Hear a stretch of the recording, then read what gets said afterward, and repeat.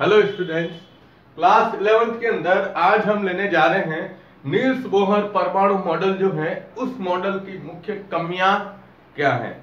Last video के अंदर अपन ने पढ़ा था कि नील्स बोहर ने जो अपने परमाणु मॉडल के अंदर इलेक्ट्रॉन के लिए गति, इलेक्ट्रॉन मतलब बाहर निकालने के लिए आवश्यक ऊर्जा क्या होती है, उसका वेग क्या होता है, तो उसके बारे में हमने चर्चा की थी, है ना।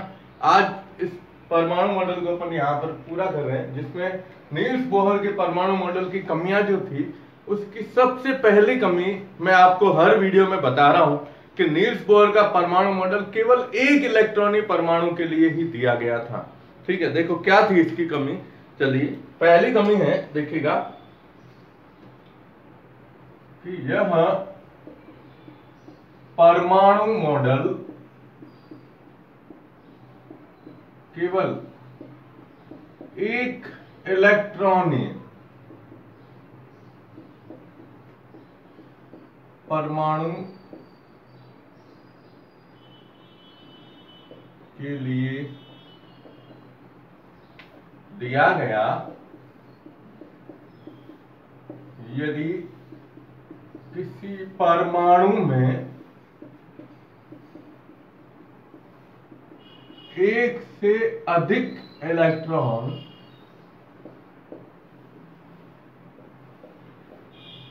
उपस्थित हो तो उस परमाणु के लिए या उस परमाणु के परमाणु मॉडल की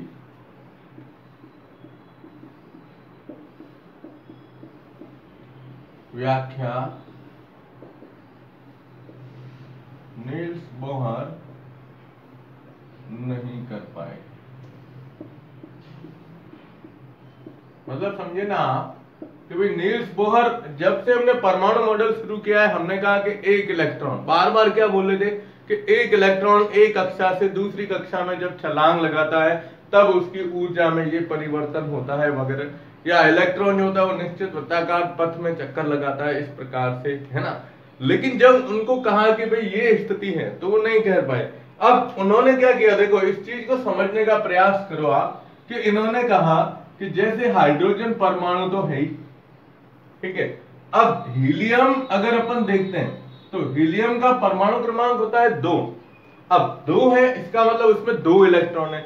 लेकिन नील्स बोहर ने कहा कि अगर अपन इसमें से एक इलेक्ट्रॉन निकाल दें, मतलब He+ के रूप में दर्शाएं, या अपन लिथियम बोलते हैं। अब लिथियम संयोजकता प्लस की एक होती है ना, यानी उसमें से एक इलेक्ट्रॉन निकलता है, पीछे 2 इलेक्ट्रॉन रहते हैं। लेकिन नील्स बोहर ने कहा कि नहीं, अगर आप लिथियम को Li2+ के रूप में अगर प्रदर्शित करते हैं तो आप देखो कितने हो गए।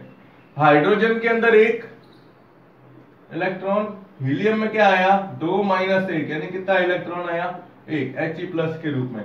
लिथियम में इलेक्ट्रॉन 3 है लेकिन ऊपर 2 है, तो ये 1 इलेक्ट्रॉन। अब आप देख रहे हो इन सभी के अंदर, अब वो चाहे आयन के रूप में है या उदासीन परमाणु के रूप में, अगर इनके अंदर होगा तो ये नील्स बोहर का जो ये परमाणु मॉडल है वो इस और इन दोनों आयनों के ऊपर लागू किया जा सकता है, ये नील्स बोहर ने कहा था। लेकिन अगर He+ के स्थान पर हम केवल He लिखते हैं तो ये परमाणु मॉडल इसके ऊपर लागू नहीं होता है। तो इसकी सबसे पहली कमी जो है ना, ये पहली कमी यही थी कि इलेक्ट्रॉन जो होते हैं जिसमें केवल एक ही इलेक्ट्रॉन उपस्थित हो, यहां अपन बता रहे हैं, ये आपको ध्यान में रखना है, ठीक है। अब मेन आती है इसकी सेकंड कमी। देखो क्या था,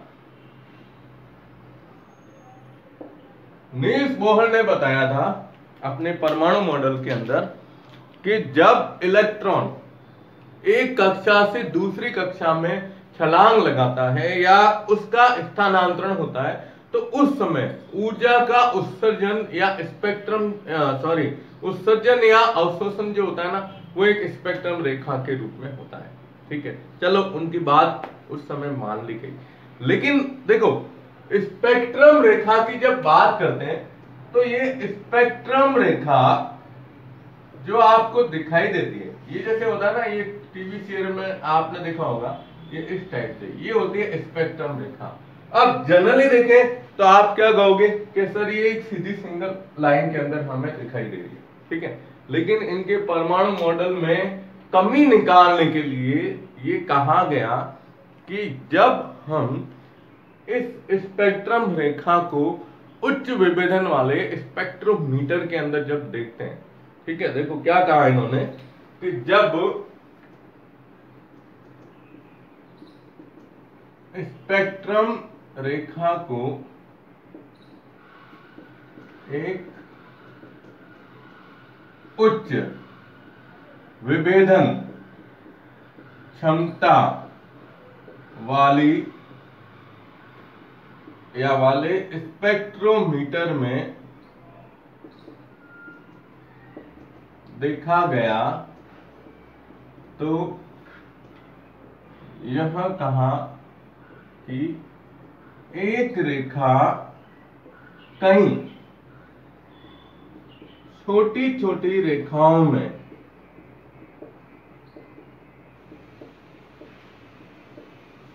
विभक्त थी। इसके बारे में नील्स बोहर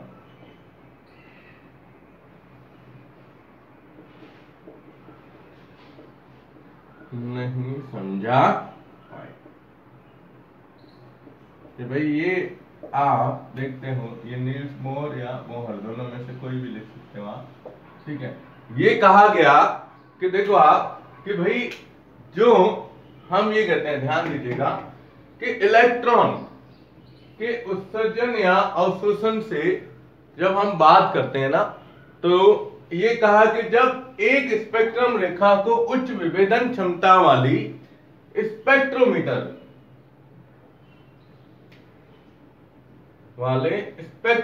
में देखा गया तो ये एक रेखा होती है ना, ये कई छोटी छोटी रेखाओं के अंदर क्या होती है, विभक्त होती है।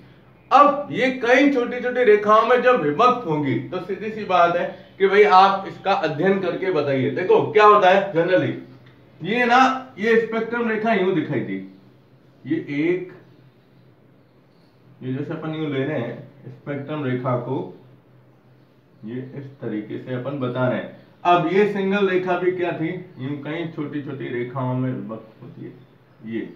अब इनके बारे में पूछा गया कि भाई ये ऐसा क्यों हो रहा है, इसका क्या कारण है, तो इसके बारे में नील्स बोहर नहीं समझा पाए थे। इसलिए क्या हुआ कि नील्स बोहर के परमाणु मॉडल को क्या कर दिया, ये कह दिया कि भाई आप जब इस रेखा के बारे में नहीं समझा पा रहे, चलो मॉडल की कमी के रूप में इसको अरेस्ट भी कर सकते हैं, ठीक है। चलो एक दो तो ये हुए, फिर एक भाई साहब आए, एक दो भाई साहब आए, उन दोनों ने कहा कि यार आप इसमें ये स्पेक्ट्रोमीटर लगा रहे हो तब ये कंडीशन हो रही है।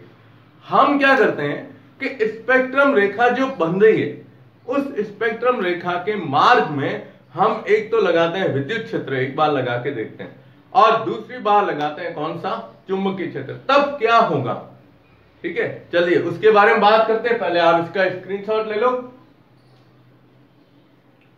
ओके, अब देखो आप, अब इसके अंदर तीसरा पॉइंट,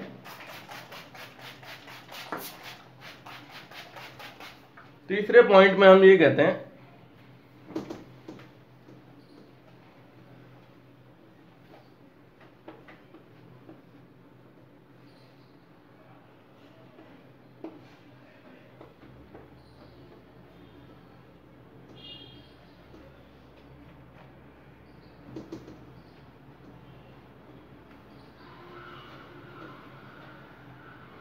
देखिए तीसरा पॉइंट कहता है कि यदि स्पेक्ट्रम रेखा के मार्ग में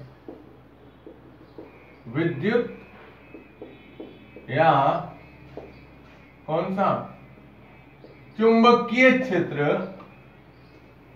लगाया जाए तो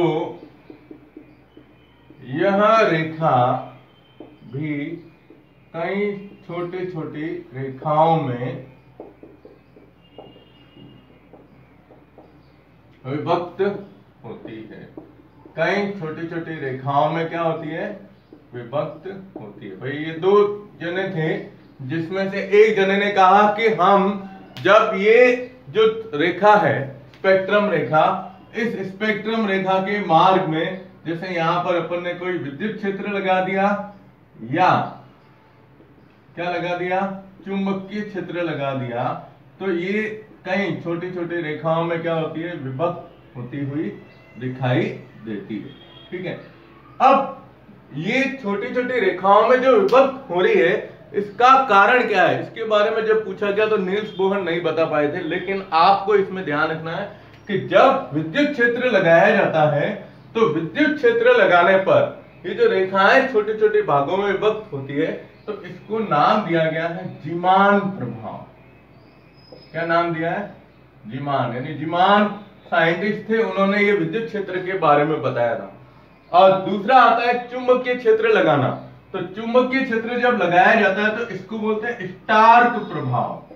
क्या बोलते हैं, स्टार्क प्रभाव। यानी ये भी एक साइंटिस्ट थे, तो ये दोनों फिजिक्स के थे और दोनों फिजिक्स वाले साइंटिस्ट ने जब इसके बारे में पूछा कि भाई आप जीमान और स्टार्क प्रभाव को समझा सकते हो या नहीं समझा सकते हो, तब नील्स बोहर इसके बारे में कुछ नहीं कह पाए थे। तो ये भी एक इस मॉडल की क्या हो गई, कमी हो गई। ठीक है, और लास्ट कमी आती है चौथी, वो ध्यान रखिएगा,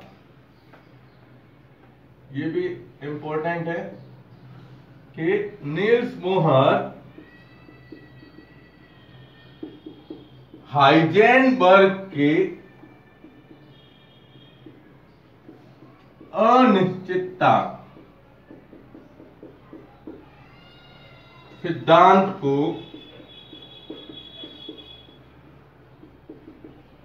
नहीं समझा पाए। जब नील्स बोहर ने अपना परमाणु मॉडल दिया था तो उनके परमाणु मॉडल के दौरान उससे पहले एक साइंटिस्ट थे जिनका नाम था हाइजेनबर्ग, और हाइजेनबर्ग ने अपना एक सिद्धांत दिया था जिसे कहते हैं अनसैचुरेटेड सिद्धांत के नाम से। मतलब ये कह सकते हैं आप अनिश्चितता का सिद्धांत जिसे अपन कहते हैं, वो सिद्धांत इनके द्वारा दिया गया था। लेकिन इसके बारे में भी नील्स बोहर नहीं समझा पाए थे।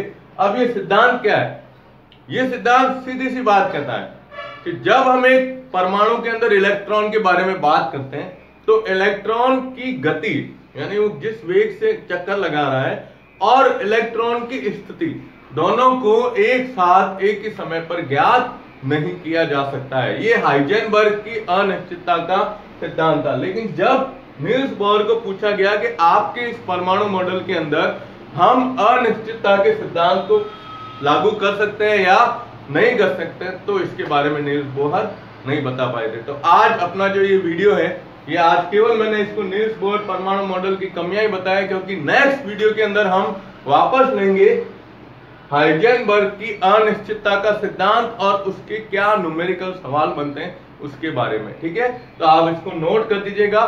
धन्यवाद।